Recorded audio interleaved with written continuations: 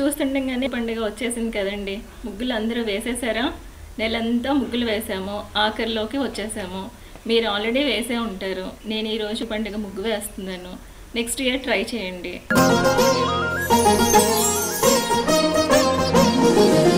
ముగ్గు వీలైతే ఇది ట్రై చేయండి. వేద్దామా?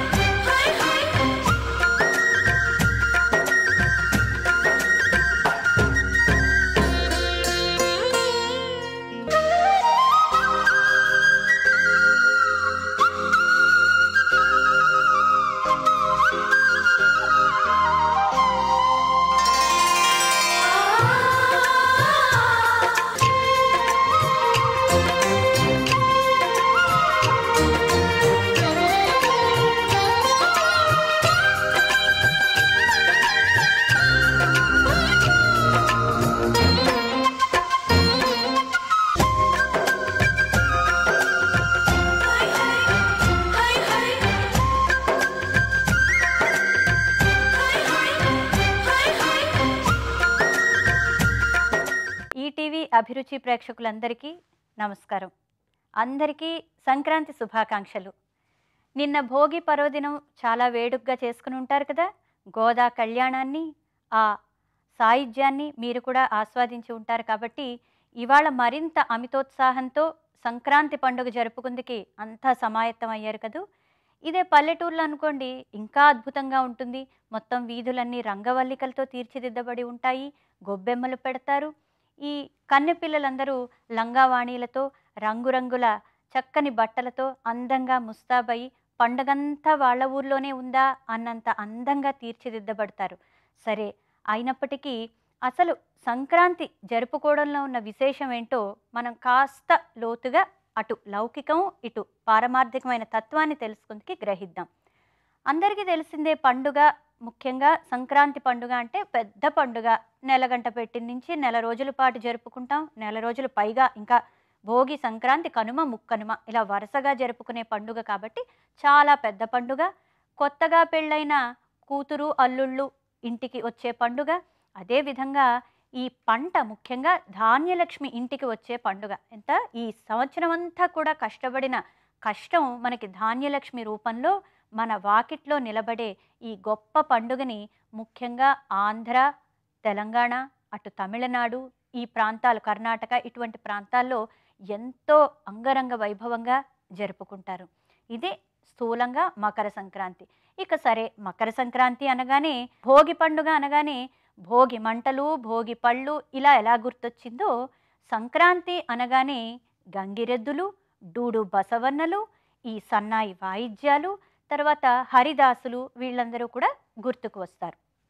అయితే వీటిని మించిన ఒక ఆది దైవికమైన కారణం, ఆధ్యాత్మిక కారణం కూడా ఉంది. అదేమిటి అంటే, నిన్నటి రోజు వరకు ధనుర్మాసం అంటే ధను సంక్రమణం, సూర్యుడు ధనురాశిలో ప్రవేశించడంతో ధనుర్మాసం చేసుకున్నాం. ఇవాల్టి నుంచి మకర సంక్రమణం అంటే అదే సూర్యుడు ఈ ధనురాశి నుండి మకర రాశిలోకి ప్రవేశిస్తున్నాడు.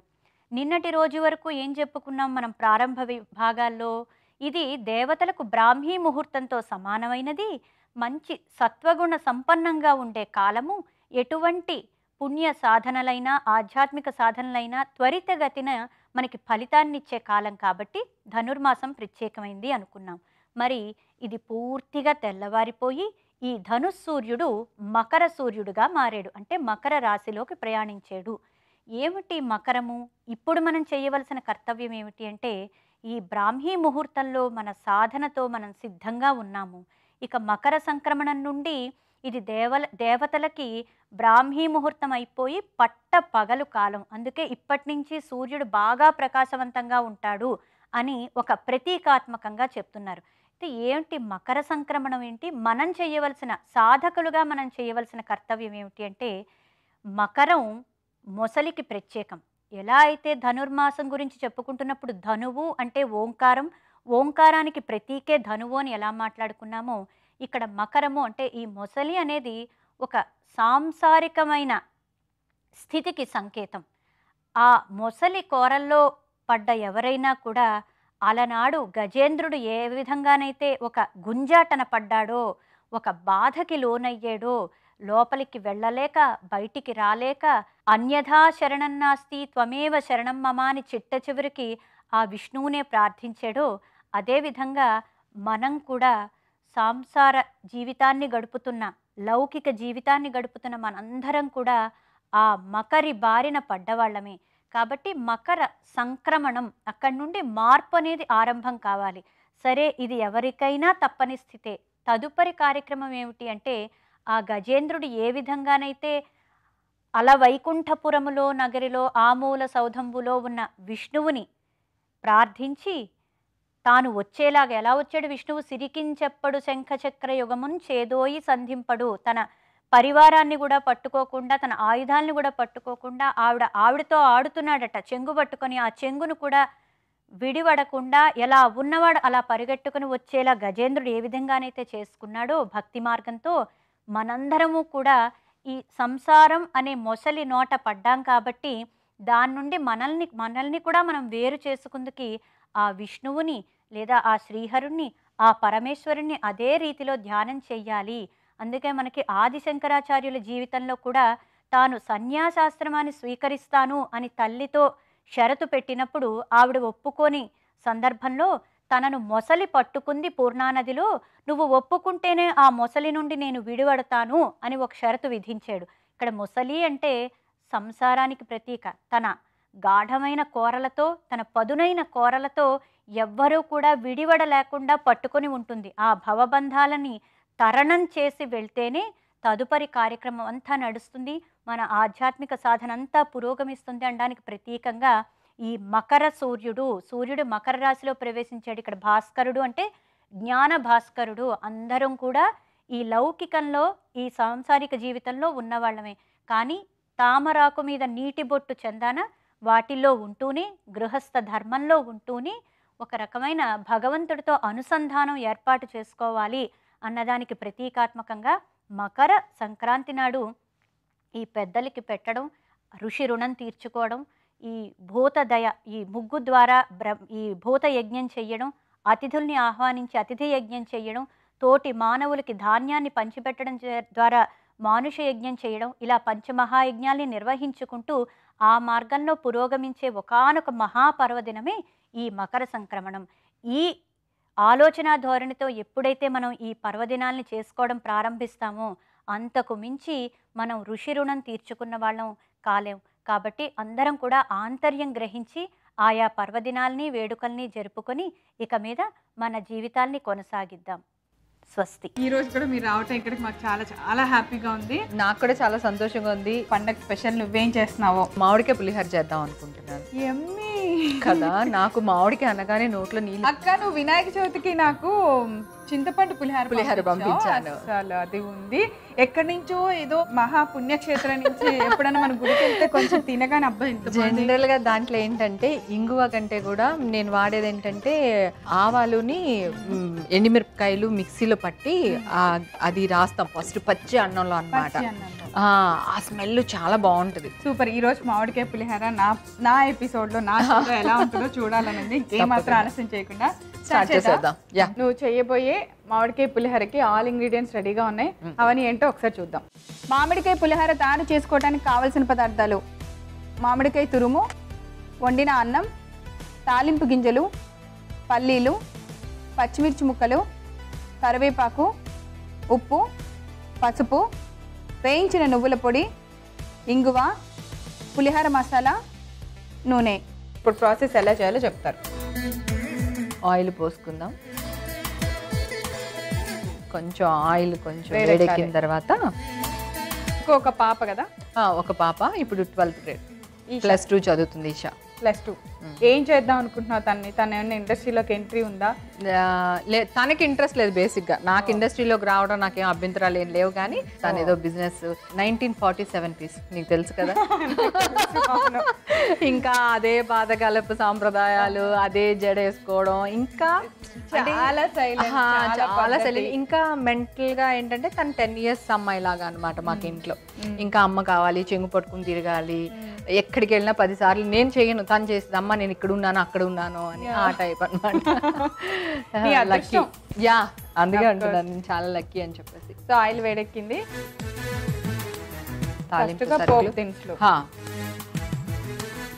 మనం చేసే పులిహోర దాన్ని బట్టి ఇవి కూడా వేసుకోవాలి, ఎక్కువ తక్కువ అనేది. ఓకేనా? దీంట్లోనే పల్లీలు కూడా వేసేస్తున్నాను. పులిహోరలో తాలింపు గింజలు ఎక్కువ ఉంటే టేస్ట్ బాగుంటుంది. ప్లస్ నీకు చింతపండు పులిహోరలో వచ్చి కొంచెం ఇవి మెత్తగా అయిపోతాయి, ఎందుకంటే పులుసు పోసేస్తాం కనుక. దీంట్లో మాత్రం ఏమంటారు, క్రిస్పీగా ఉంటాయి. ఇందులో కొంచెం ఈ తాలింపులో క్రిస్పీగా ఉంటుంది, బాగుంటుంది. ఈ కొంచెం మంచిగా రెడ్గా అయితేనే బాగుంటుంది. ఇప్పుడు కొంచెం ఎండుమిరపకాయలు వేసేద్దాం. అంటే రాజులు అటు సైడ్ అంతా వంటలు బాగా చేస్తారంటారు. చాలా బాగా చేస్తారు. ఈస్ట్ వెస్ట్ లో చేయడం కంటే కూడా పెట్టడం వాళ్ళకి మంచి దిల్దార్ అన్నమాట. సో వాళ్ళు బాగా పెడతారు వాళ్ళు యాక్చువల్ గా. నీకు కూడా అదే వచ్చింది కాబట్టి. నాకున్న మంచి పేరులో అదొకటి. కరివేపాకు. నెక్స్ట్ ఏం వేస్తున్నావు అక్క? నెక్స్ట్ ఇప్పుడు ఇవన్నీ వేసేసాం కదా, రైస్కి తగ్గ మామిడికాయ తురుము రైస్ని బట్టి మనం వేసుకోవాలి, అంటే పులుపు చూసుకొని వేసుకోవాలి. ఒకవేళ కొంచెం తక్కువైనా కూడా రైస్ వేసిన తర్వాత కూడా కొంచెం ఉప్పు అది చూసుకుని వేసుకోవచ్చు మనం, సో దానికి ప్రాబ్లం లేదు.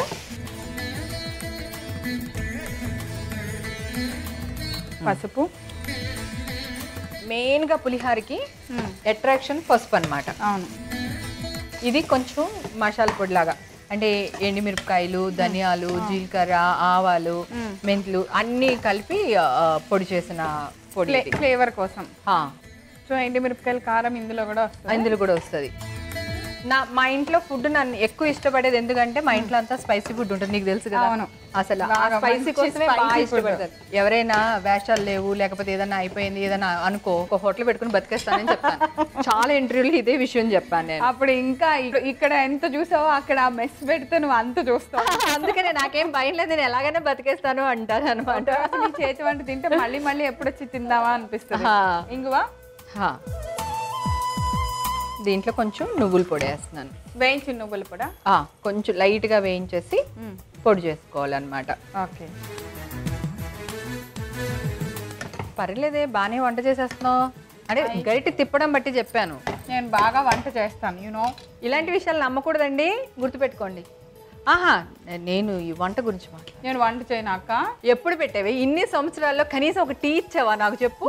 ఎప్పుడు అర్ధరాత్రి 12 గంటలకు గుర్తొచ్చిన అక్క భోజనానికి వస్తున్నాం అక్క అని చెప్పడం తప్ప. అలా కాదు, ఎప్పుడు అవకాశం అంటే గురువు ముందు శిష్యులు ఎందుకు చేస్తారు గుప్పిగంతులు, అందుకని చేసి పెట్టలా. అబ్బా నెక్స్ట్ ఇయర్ నువ్వు నా స్పెషల్ ఎపిసోడ్కి వచ్చేప్పటికి నీకు నేను మొత్తం ఫుల్ మీల్స్ అన్ని రకాలు వండి పెట్టి ఇక్కడికి తీసుకొస్తాను. ఓకే, అయితే నో ప్రాబ్లం. ఇప్పుడు అది మగ్గింది కదా కొంచెం, ఇప్పుడు ఈ అన్నం మొత్తం వేసేసుకుని. ఓకే,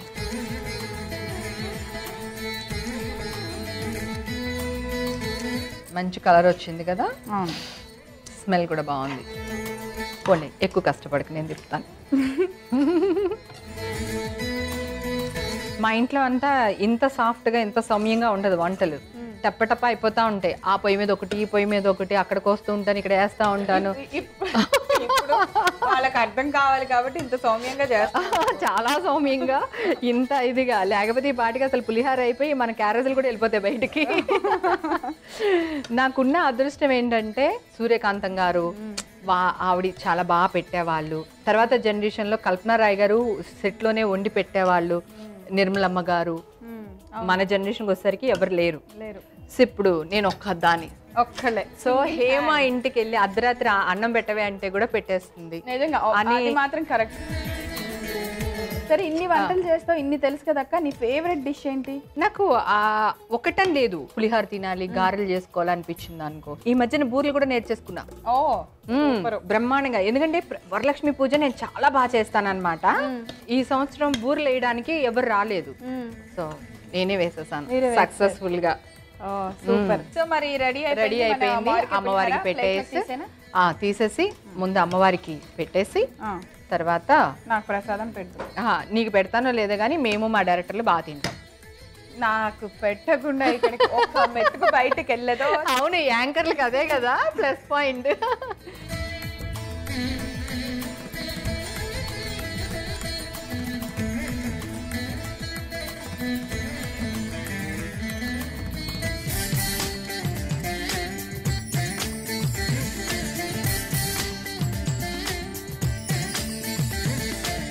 మామిడికాయ పులిహార రెడీ.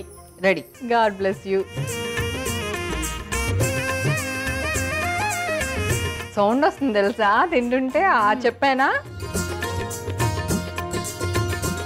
పర్ఫెక్ట్, సరిపోయింది అన్నీ. అసలు అన్నీ సూపర్ కదా. కలర్ చూసా ఎంత బాగా వచ్చిందో. మామిడికాయ టేస్ట్, ఆ ఫ్లేవరు, నువ్వుల టేస్ట్, అసలు నువ్వేమేమి వేసావో అన్నీ తెలుస్తున్నాయి కదా. అంత బాగుంది ఫ్లేవరు, చాలా బాగా కుదిరింది అక్క. చాలా చాలా చాలా టేస్టీగా ఉంది. ఇప్పుడు నేను నీకు పెడతాను. దేవుడు నాకు 2 పచ్చిమిరపకాయలు ఇచ్చాడు, నీకు ఇష్టం అన్నా అందుకనే అంటున్నా.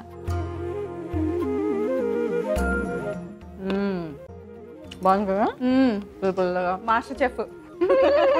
కరెక్ట్, నాకు జాబ్ ఇచ్చేయచ్చు కదా ఫ్యూచర్లో. అదే మీ వంటల గురించి ఈ మధ్య ప్రచారం జరుగుతుంది కదా, సో ఎవరో ఒకరు చూసి మిమ్మల్ని మాస్టర్ చెఫ్ గా సెలెక్ట్ చేసేస్తారు, పెట్టుకుంటారు. బెటర్ కదా, అంతే. హ్యాపీ.